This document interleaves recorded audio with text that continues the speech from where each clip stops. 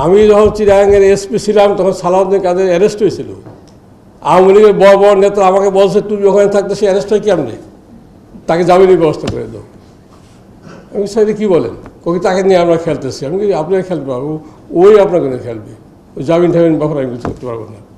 আমি যখন police commissioner তখন এই মন্ত্রী রহমান নিজামী, মুজাহিদ, দেলাওয়ার হোসেন সাদিকজনকে অ্যারেস্ট করি টিভি স্কুলে যখন আসে, তখন আমাকে কতজনকে কীভাবে তিরস্কার করছে, কেন আমি গ্রেপ্তার করলাম, কার কথা গ্রেপ্তার করলাম, কী জন্য করলাম, কেন করব? আমি আওয়ামী লীগকে ধ্বংস করতে চাই, অতি উৎসাহী, নানা রকমভাবে আমি আমার চাকরি চলে যায়, এই অবস্থা ছিল। কিন্তু তখন যদি এদেরকে না গ্রেপ্তার করতাম, এরা পালিয়ে গিয়ে মক্কা শরীফে মক্কায় বসে বসে ক্যাম্প করতো, আওয়ামী লীগের বিরুদ্ধে ষড়যন্ত্র করতো, আর পাওয়া যেত না। কেন আইনটাই তো ছিল ফল্ট। আইনটা আপনি তদন্ত করবেন, প্রতিবেদন দাখিল করবেন, ট্রাইব্যুনাল আপনাকে গ্রেপ্তার অর্ডার দিবে, তারপরে আপনি অ্যারেস্ট করবেন। ওরা কি বসে থাকবে? ওটাকে বসে থাকে এগুলি হয়?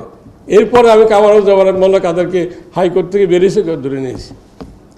আমরা সেই চেতনা থেকে কাজ করছি, কিন্তু কম্প্রোমাইজটা আওয়ামী লীগের লোক প্রত্যেক জায়গায় জায়গায় করে, এগুলো আমি নিজেও দেখেছি। হেফাজতকে যখন 2013 সালে 5ই মেতে 5ই মে যখন হেফাজত বসে বলো শাপলা সত্ত্বে, হেফাজতকে আমি ঢুকতে দিব না, আমরা ওদের ঢোকার কথা ছিল না, 6টা পয়েন্টে তারা অবস্থান নিবি, সেইভাবে পারমিশন নিছে। কিন্তু সরকারের উচ্চ পর্যায়ে থেকে বসে ঢুকতে দাও।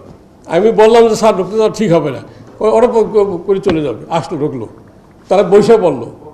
এখন আমি পুলিশ কন্ট্রোল রুমে আইজি সাহেবকে নিয়ে গেলাম, তখন মেডিসিন আইজি সবাই বলে স্যার ওখানে যাওয়া যাবে না, ওখানে গেলে কি হবে, ওখানে শত শত লোক শহীদ হয়ে যাবে। অনেক সরকারের শীর্ষস্থানে এরা বলছে না, ওখানে খালি বুঝাও যে তোমার হুজুর চলে যেতে বলছে, তোমরা ওখানে অভিযান করো না। আমি বলছি আর যাবে না, ওখানে তো রাত্রে ওদের তাড়াই দিতে হবে। রাত্রে না তাড়াই দিয়ে সকালবেলা আমি খবর পাচ্ছি তো কী হচ্ছে, বিভিন্ন জায়গা থেকে খবর পাচ্ছে যে বিএনপি, জামাত, শিবির টিবির কী করবে তারা। আমি বলছি রাত্রের মধ্যে তাড়াই দিব।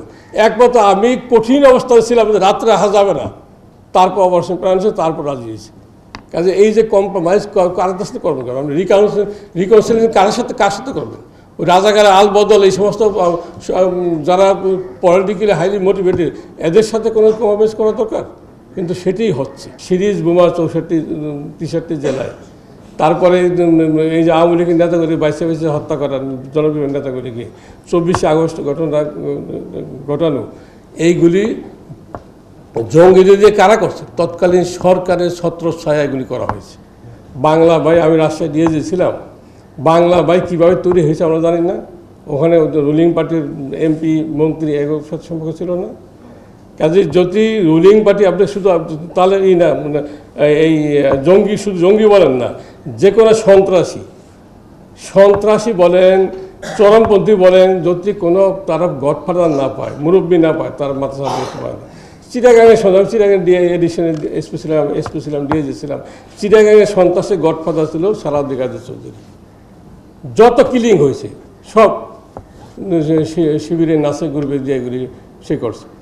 কাজেই যদি প্রভাবশালী শক্তির থেকে বিচ্ছিন্ন না করা যায়, এখন তো চরমপন্থীরা দক্ষিণাঞ্চলে মাথা ছাড়াতে ওঠে না, এখন তো কোনো রাজনৈতিক ব্যক্তিরা ওই সরবরাহ পার্টি, কমিউনিস্ট পার্টি এদেরকে এখন প্রশ্রয় দেন, এখন তো তার মাথা ছাড়াতে ওঠেনি।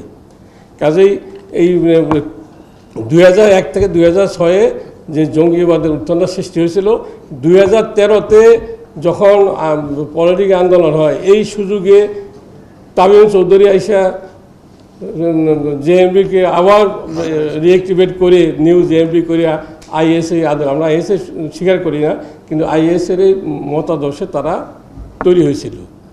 এবং 2015 থেকে 2018 পর্যন্ত আমি আইজি ছিলাম। আপনার 1 জুলাই 2016-তে হোলি আর্টিজানের পরে এই জঙ্গিদের বিরুদ্ধে আমরা ঘুরে দাঁড়িয়েছিলাম। সরকারের কঠিন নির্দেশ ছিল, মাননীয় প্রধানমন্ত্রী কঠিন নির্দেশ ছিল, কনস্ট্যান্ট পারসুয়েশন ছিল, যার কারণে জঙ্গি নির্মূল করতে পেরেছি। একটির পর একটি জঙ্গি আস্তানা খুঁজে বের করছি আমি, এবং অভিযান করছি, প্রায় 60টা অভিযান করছি। এমন কোনো জেলা নাই যে ওদের বিরুদ্ধে অভিযান না করছে। এতগুলি সুইসাইডাল স্কোয়াড হয়েছিল, সেগুলি নির্মূল করছি। সরকারের সদিচ্ছা ছিল, সরকার এদের পৃষ্ঠপোষকতা করে নাই, সাপোর্ট দেয়নি, যার কারণে এটা সম্ভব হয়েছে।